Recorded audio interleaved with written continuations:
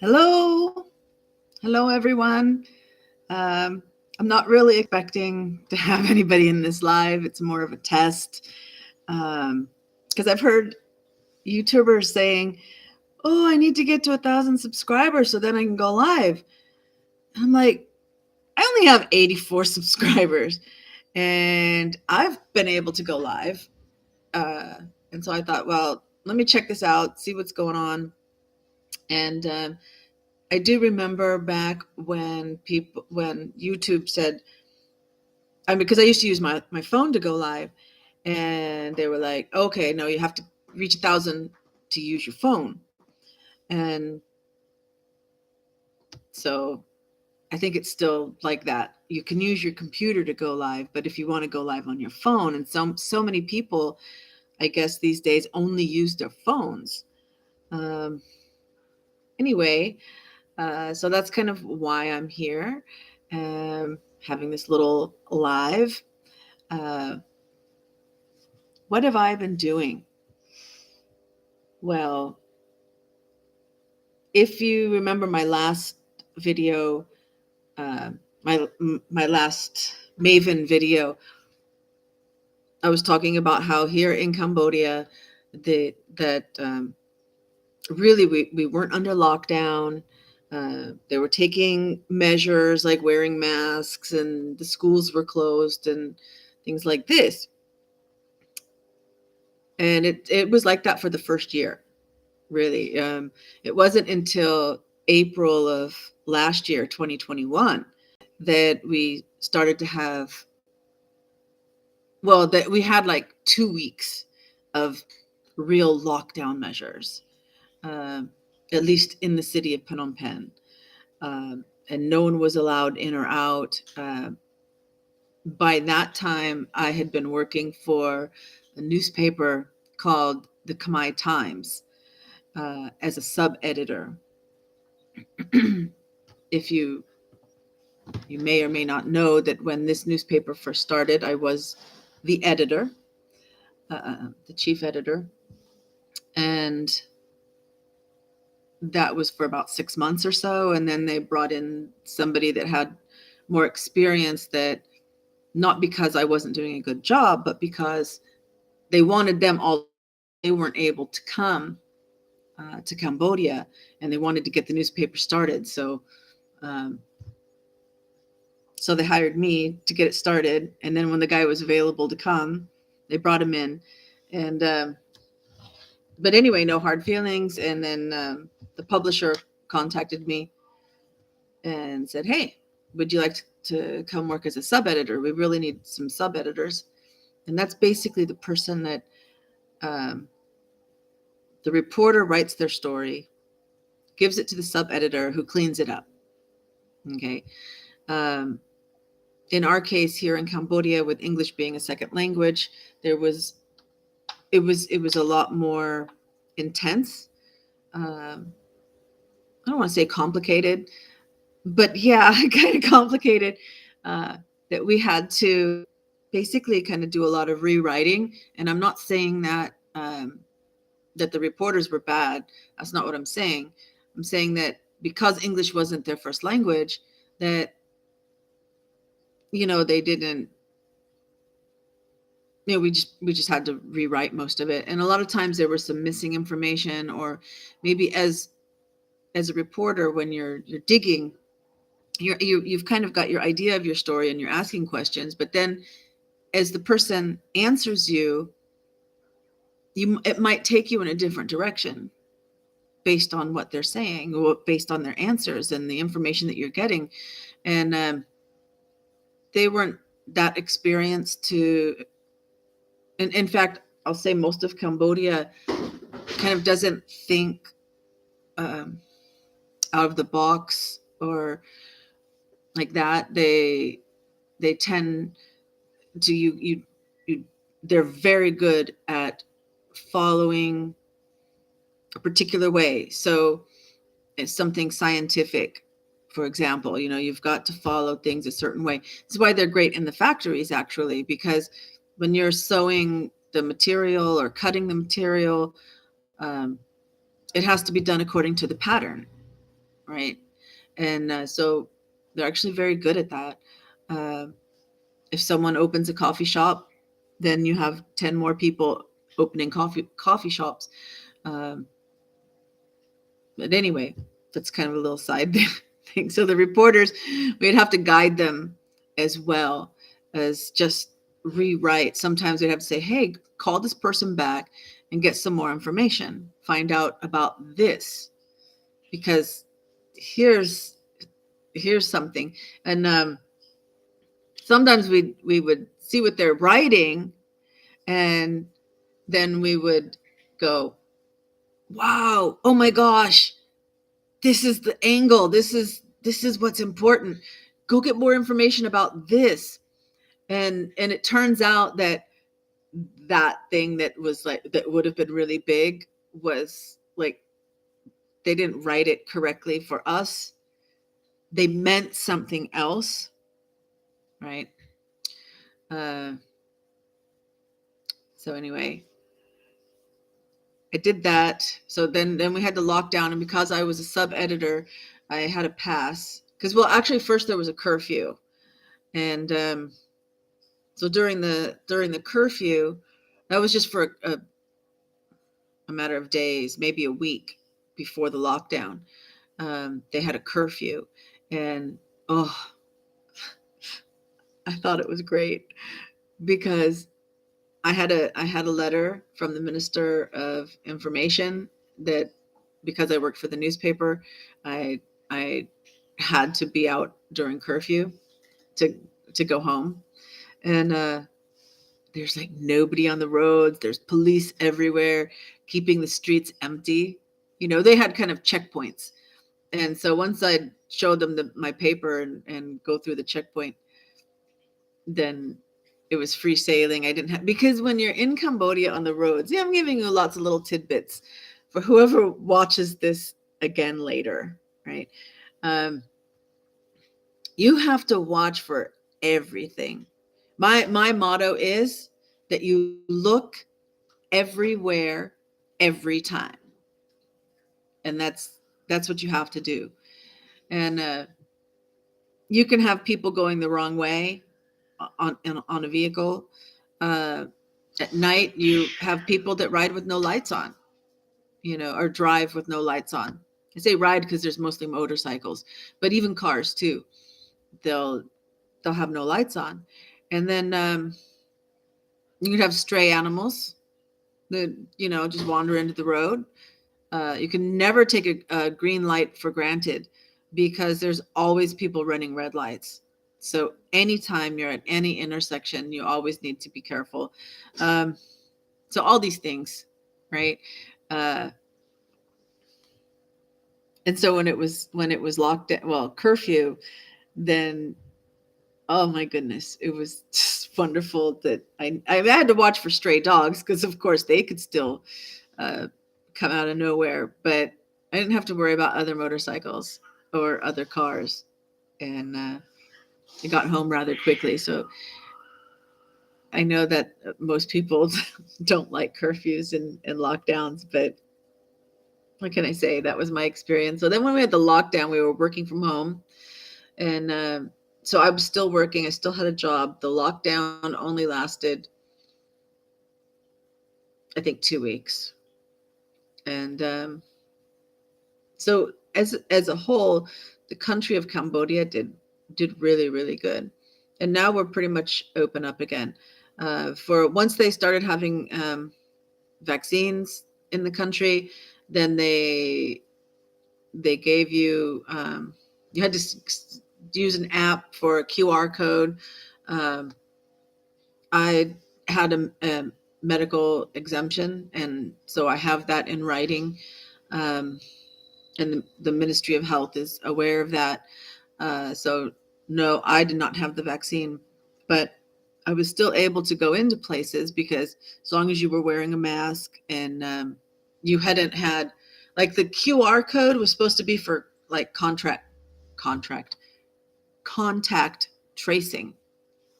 So if you had been exposed to someone, then you would they wouldn't let you in. right?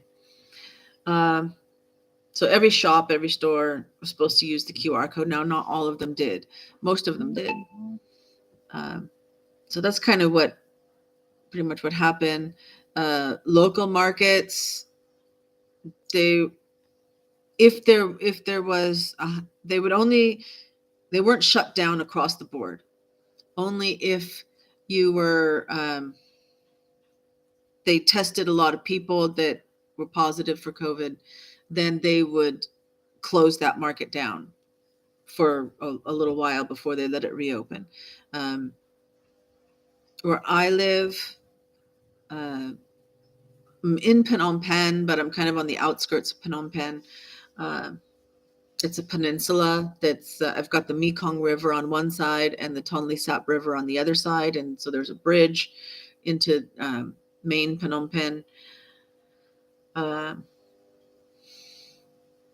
What can I say? It was fine over here. You know, if I needed chicken or pet food, the grocery stores were all pretty much still open.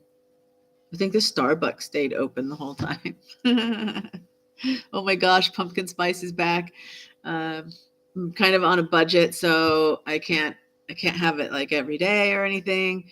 But I try to at least once or twice a week have a pumpkin spice latte. Um, they are so good. Oh my goodness. Uh, Normally, I'm not a big Starbucks fan, but I have to tell you the main reason I like going into the Starbucks is because they will say your name, and um, I've got like a little card, like a points card, uh, and so when I got online to the app and put in my card number and my name, I used my Khmer name, which is Arun Raxmai, which basically means sunshine. Technically, it means like the dawn shine. It's two words. Arun is dawn, and Raxmai is shine. So anyway, so then they call me for my coffee, and they say, Arun Raxmai. And that's really the only reason. Well, and it's for this peninsula, it's like or it was for a long time, the only kind of modern coffee shop. Uh, I think there's been a couple more now that have opened. There's Black Canyon Coffee. There's a Park Cafe. Um, I think there's one 7 stars or something that have, when you go inside, it has that modern feel to it. But when the Starbucks opened, it was the only one. And so sometimes you just needed to go someplace modern and sit and have a coffee. You know, for the most part, I live Khmer. You see me in a nice sweater right now, but most of the time I'm just in a sarong. So let's see. I left the newspaper. It was just too much on my health. I ride a motorcycle, and like I said, most of the time it's not curfew. So you do have all these people driving. In the U.S. we would say erratically. It's not so erratic here, but it's just not safe, right? And so for me to be as safe as possible and lower my risk as much as possible of being in an accident, I have to be watching for them. And so then I'm constantly in a state of like adrenaline and watching, watching everywhere. And they were on all the way on the other side of Phnom Penh. So at least 30 minutes, 40 minutes on the motorcycle on the road there and back. And then the building was causing me stress. There was a parking level like for motorcycles, and there was like this metal ramp, and anytime a motorcycle would go up and down that metal ramp, and we were like on the 3rd floor, and so anytime they would go up and down, it felt like an earthquake. I'm from California, Okay. It felt like a 2.0 earthquake. So I'm constantly in there wondering if this building, if I could feel a motorcycle going on a metal ramp on the third floor, and this was like the first, the ground floor up to the next level, right? And I can feel that rumbling, then the building is experiencing that rumbling, and how much of that rumbling is it going to take before that building falls, right?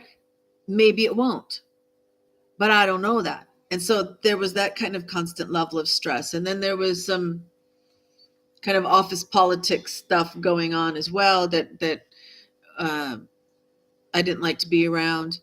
Um, so all in all, even though I actually loved the job and working with the reporters, and every story was like a puzzle that you had to put together, because first you had to understand. It's like if you're doing a jigsaw puzzle and the pieces aren't clear. First, you have to get the pieces clear. And once the pieces are clear, then you can put it into a picture, right? And so I loved it. I loved the job, but I just couldn't take it for my health anymore. Here's one of my cats. This is Slinky. You say hello, Slinky? Yeah, go on. I hear another two cats that are like kind of getting into a fight with each other. They're with each other. Um, so what else have I been doing?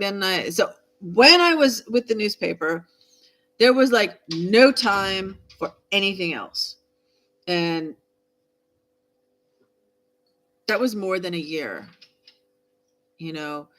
Um, and so then at the beginning of this year in March, I was like, okay, that's it. Well, I gave 30 days notice, so like in February, that's it. And then the month, so when February was done, then in March, started working for a friend of mine. I was supposed to be like the editor of a magazine, but I ended up being like, he wanted me to be in charge of all the marketing, and I've done marketing and advertising, and it's not what I prefer. And so I ended up having to be in charge of that, and that wasn't a happy experience because I wasn't being the editor of the magazine. And then he decided not to do the magazine, and so that was like July, August, maybe the end. It's either the beginning of August or the end of August, and I decided at that point, okay, I've been here in Cambodia for 15 years, and I came to develop the film industry. I hit the ground running, and I formed a local NGO. And for those of you who don't know, NGO means non-governmental organization, basically means a charity. Okay, so I formed, and then you have international ones, which are registered with the Ministry of Foreign Affairs, and then you have local ones, which are registered with the Ministry of Interior, which is like the police, security. Um, so I registered Film Cambodia Organization, FCO. Um, Later, I started a committee called the Cambodia Oscar Selection Committee. So the committee chooses the film that will be sent to the Oscars for Cambodia for the Foreign Language Film Award category. Hopefully, we'll be like in the nominations this year. We have a really good submission.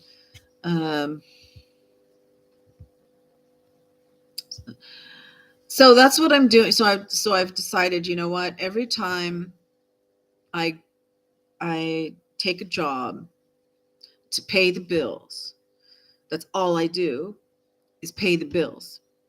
There's no time, there's no energy for anything else. There's actually no money for anything else. It's like I take a job just for the bills, and that's all it does is provide me enough just for the bills, right?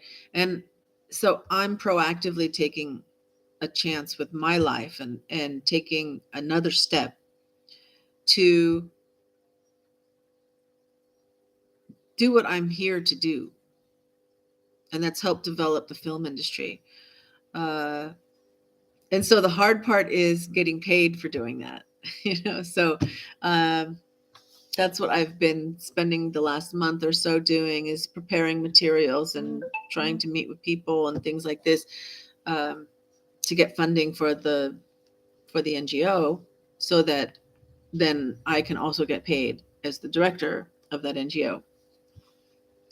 But there's so many things, workshops. I mean, it's not just about like getting money to pay me. I'm not, um, or to make me rich or anything like that. Um, Absolutely not. And I wouldn't take like that from the NGO. But um, basically, I just want $2,000 a month. That's a fair amount for Cambodia. Um, I don't think people in, I think the way it is in America right now, rents are 1,000 or more. I don't know how people live in the US anymore, how they can make enough money to live. I don't get it, but I don't need to worry about it because I'm here. And that would be more than enough for me here. So there you go. Welcome back. That's what I've been doing. It's been 20 minutes of me here alone, which I expected because I don't have like I'm not posting regular lives. I really just wanted to check if I could go live, and I can, and I am. So that's good. Oh, it looks like this now. Now at the end, I'm noticing that there's like little dots for the sound, and I'm only like 1 and 2 dots. Uh, so I apologize, all that I've been saying. Like, where's the microphone, on this side or on this side? I don't know. I thought about like putting on my headset to do this, and I thought, nah. So that's okay. It's just a test anyway. And so I know that I can go live. I'll probably try to like just record little snippets during the day with my phone and then upload them to keep some content going, to start doing something. I can do that. Why shouldn't I do that? Just chit chat about something, because there's so much going on. I watch a lot of the true crime stuff, and which I'm not going to bother really talking about here, because this will be your chance to get away from everything else. All right. So with that, I'm going to end it, and I hope you have a wonderful day or wonderful evening, whatever time it is, wherever you are. And I will see you next time. Bye.